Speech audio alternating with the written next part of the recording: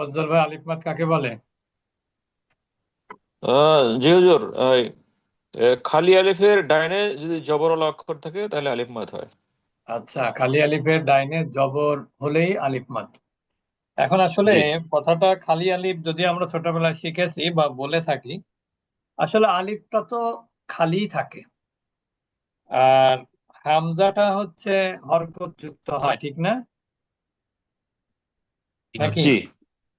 তা জি। জি। ওটা আমরা বলি, ঠিক আছে, অসুবিধা নেই, তবে এটা জেনেও রাখবো যে আলিফের ডাইনে জবর হলে আলিফ মাদ। তো এখানে খালি টালি বা ওটা দরকার নেই, বা আমরা বললে অসুবিধা নেই। আর অমাদ কাকে বলে? আহ, ওয়াও মাদ হলো যে ওয়াও সাকিনের ডানে যদি পেশ থাকে তাহলে সেটা ওয়াও মাদ। অল সাকিনের আর ডাইনে পেশ, আচ্ছা। আর ইয়ামাদ? আর ইয়া মাদ হলো ইয়া সাকিনের ডাইনে জের থাকলে আচ্ছা, সেটা হলে তখন সেটা ইয়া ইয়ামাদ মাদ হবে। হয়। আচ্ছা, তা আমরা মনে হয় এটাও বলেছিলাম যে খাড়া আলিফ মাদের সেম মাদ কোনটা? সেটা হলো খাড়া যে জবর। খারা খারা বা জবর। জবর। খাড়া জবর। খারাজের। আচ্ছা, আর রহমদের সেম মাদ? ওয়াও মাদের সেম মাদ হলো উল্টা পেশ। উল্টা। উল্টা পেশ। আর উল্টা পেশ। ইয়ামাদের আর ইয়ামাদ? ইয়া মাদের হলো খারা জের। খাড়া জের, আচ্ছা। এটা মানে এগুলোর মাদের পরিমাণ সমান, এগুলো মাদের পরিমাণ একবারে সমান, সমান। কোনো পার্থক্য নাই। আমরা এখন চলে যাব সেকেন্ডারি মাদে। এগুলো ছিল আমাদের প্রাইমারি মাদ, বেসিক মাদ, প্রাইমারি বা বেসিক মাদ। এখন আমরা চলে যাব সেকেন্ডারি মাদে। আচ্ছা, আমরা একটু পড়া দেখবো এখানে, যেমন খাড়া জবরের পড়ার ক্ষেত্রে অনেকের অনেক সময় অসুবিধা হতে পারে। তা প্রথমে একটু পড়বেন আমাদের গোলাম সরোয়ার ভাই। জি উস্তাদ। পড়েন।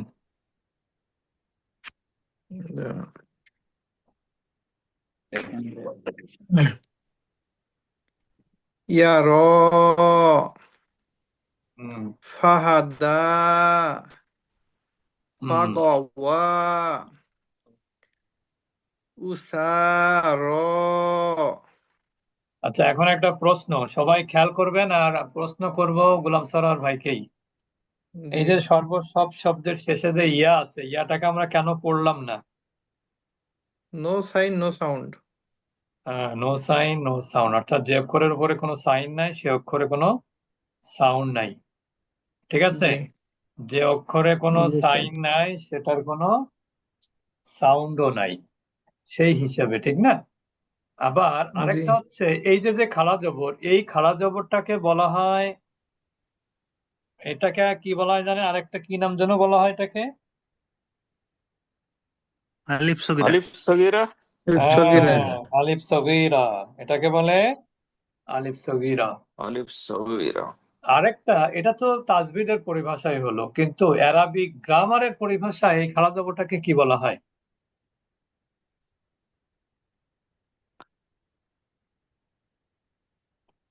কি উস্তাদ? কি বলা হয়? আলিফে মাকসুরা। আলিফে মাকসুরা। মাকসুর। মাকসুরা শব্দটা আসলে এসেছে, ওই যে আলিফ বললেন না, আলিফ সগীরা। আর মাকসুরা শব্দের জি। অর্থ খাটো আলিফ।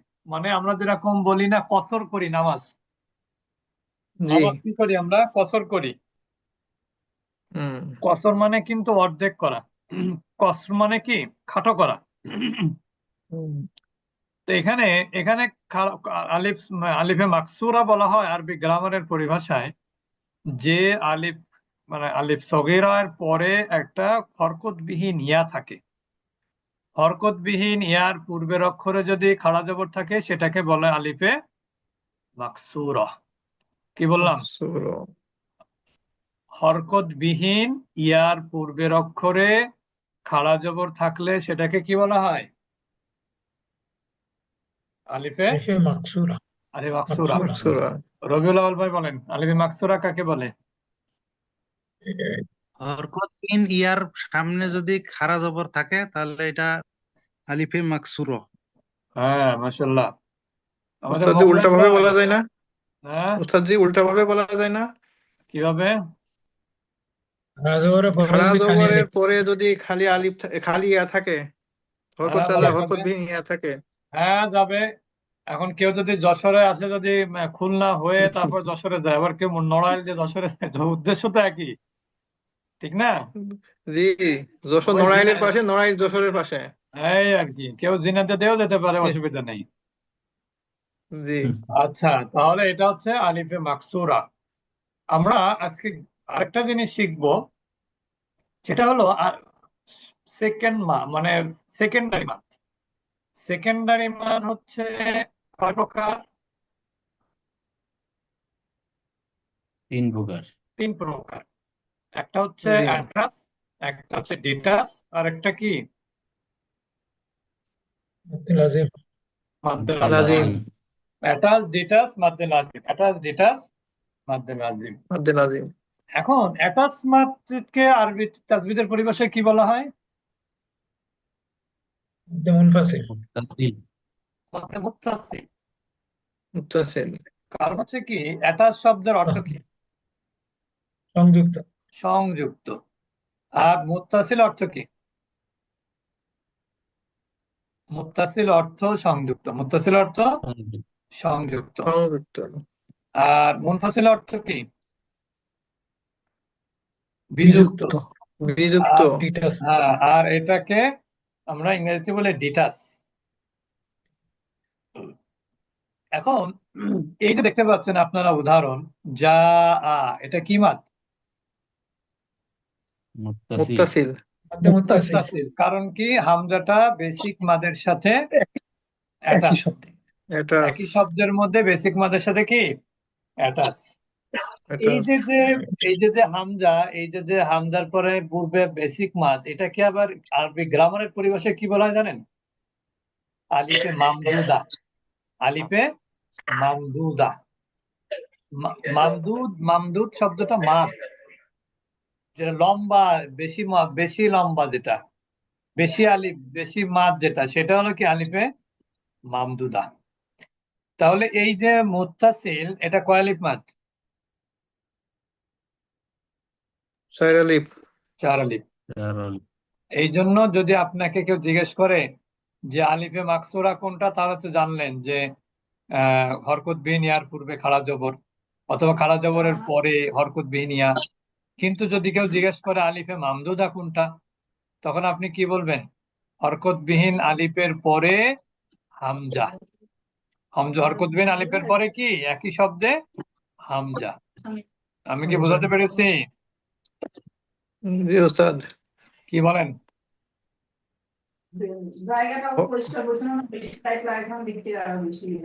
হরকতবিহীন আলিফের পরে হামজা। একই শব্দে। গোল হামজা। একই শব্দে।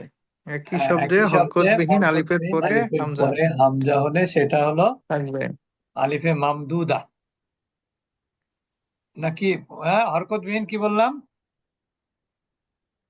ওই তো এটা তো হরকত বিহীন আলিফ বুঝলাম। আলিফ। মানে কি, ওটা আলিফ মাদ আর কি।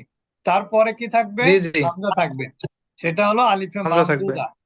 এটা 4 আলিফ মাদ হয়। কিন্তু আরবি গ্রামারে এটাকে কি বলা হয় জানেন? যদি কোনো নাউনের ক্ষেত্রে এরকম হয়, তাহলে এটা ধরা হয় এটা ফেমিনিনের একটা সাইন। এটাকে কি বলা হয়? ফেমিনিনের একটা সাইন। যদিও সবগুলো এই নিয়মের সাথে মিলবে না, সবগুলো এরকম অবস্থায় গেলে যে ফেমিনিন হবে, এটা 100% সঠিক না। যেমন সামাউন। সামাউন অর্থ কি?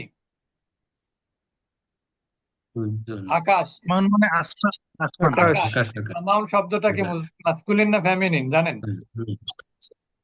এটা ফেমিনিন। ফেমিনিন। এটা ফেমিনিন। কারণ মাস্কুলিন এবং ফেমিনিন এই দুইটা কিন্তু সব ক্ষেত্রে নিয়মের মধ্যে থাকে না, কিছু কিছু শুনে শুনে শিখতে হয়। জি যেমন ইংরেজিতে আপনি সবগুলোকে মাস্কুলিন ফেমিনিন এক নিয়মে চলে? কোনো না। নির্দিষ্ট কোনো সাইন আছে যে ইংরেজি এই ধরনের শব্দ হলে ফেমিনিন হয়, এই ধরনের শব্দ হলে মাস্কুলিন হয়? আছে? জি না। জি না। জি না। আপনারা তো আমার থেকে এগুলো ভালো জানেন, পড়াশোনা করেছেন আমার থেকে বেশি, ঠিক না? আপনারা ইঞ্জিনিয়ার আছেন। আব্দুল মতিন ভাই বলেন, আছে নাকি ইংরেজিতে আমরা ফেমিনিন? তো ইংলিশে এক্সপার্ট না। তারপরেও দেখেন, এটা হচ্ছে ইংরেজিতে আসলে এই ধরনের কোনো আলামত নেই। আমরা বলি ম্যান থেকে উইম্যান বলি, তো এখানে তো শুধু ডাব্লিউ দিয়ে যোগ করে আপনি ফেমিনিন বানাচ্ছেন। ঠিক না, জেন্টেলম্যান, জেন্টেল উইম্যান, কিন্তু এটা কিন্তু কোনো নিয়ম না, কিন্তু আরবিতে ফেমিনিনের 9টা নিয়ম আছে। তার মধ্যে 3টা হলো দেখে চেনা যায়, আর বাদ বাকিগুলো কি 6টাই হলো আপনাকে মুখস্থ করতে হয়। যেমন জি ইয়াদুন, ইয়াদুন শব্দের অর্থ কি? হাত। হাত। এটা হাত মাস্কুলিন না ফেমিনিন? Feminine feminine. কারণ কি? বডি বডির পার্ট দুইটা সব পার্ট শরীরের ফেমিনিন জোড়ায় জোড়া আছে অঙ্গগুলো, বডি যেগুলো পার্ট জোড়ায় যেগুলো জোড়ায় ডাবল, বডি পার্ট যেগুলো জি জোড়ায় জোড়ায় অঙ্গ ডাবল, জোড়ায় জোড়ায় যেগুলো, সেগুলো সবই ফেমিনিন। Feminine feminine. তাহলে এই যে নিয়মটা জানলেন যে বডির পার্ট যেমন হাত 2টা, পা 2টা, চোখ 2টা, কান 2টা, ঠিক না, ঠোঁট জি 2টা, স্যার। কিন্তু নাক তো একটা, নাকটা কিন্তু আর ফেমিনিন না, মাস্কুলিন। মাথা একটা। ওইরকম আপনার এইগুলো হচ্ছে ফেমিনিনের সাইন। তো এই যে যে আপনার আলিফে মামদুদা, এটাও একটা ফেমিনিনের সাইন, কিন্তু এখানে যে শব্দগুলো আপনারা দেখতে পাচ্ছেন এইগুলো সব তো আর নাউন না। যেমন যা আ, এটা একটা একটা ভার। শা আ, আর এটা একটা ভার। বুঝতে পেরেছেন? যেমন দেখেন জি নিচে জি অর্থ দিয়েছে হি কেম, লিখেছে না, জি হি স্যার। কেম। তাহলে এখানে কিন্তু ওটা ভার। কিন্তু দেখেন মা ইন, এটা কিন্তু আবার এটা ফেমিনিন না ওয়াটার? মা ইন মানে কি? নাউন। ওয়াটার লেখা দেখেন। নাউন পানি। সুন, নাউন, এটা নাউন, হুম। কিন্তু নাউন হলেও ফেমিনিন সবগুলো এই নিয়মে হবে এরকম না বিষয়টা। আচ্ছা, তাহলে এটা হচ্ছে মুত্তাসিল কাকে বলে? যে একই শব্দের মধ্যে বেসিক মাদের পরে যদি হামজা থাকে। একই শব্দের মধ্যে বেসিক মাদের পরে হামজা থাকলে সেটা কি হয়?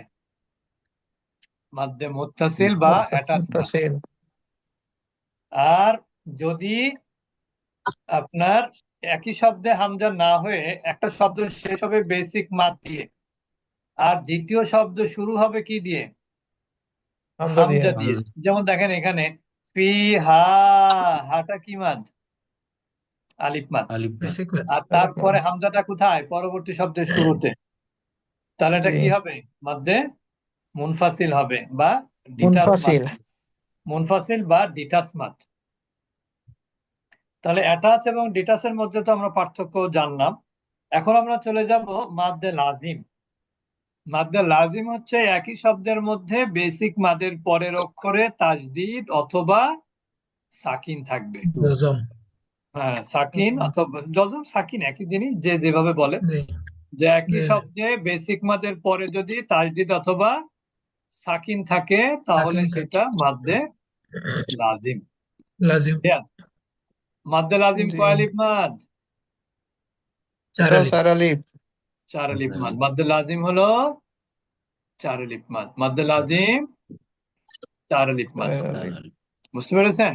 তাহলে মুত্তাসিলও 4 আলিফ, মাদ্দে লাজিমও 4 আলিফ, আর মুনফাসিল যেটা সেটা হলো 3 আলিফ। 3 আলিফ। তাহলে এই হচ্ছে মোটামুটি মাদ।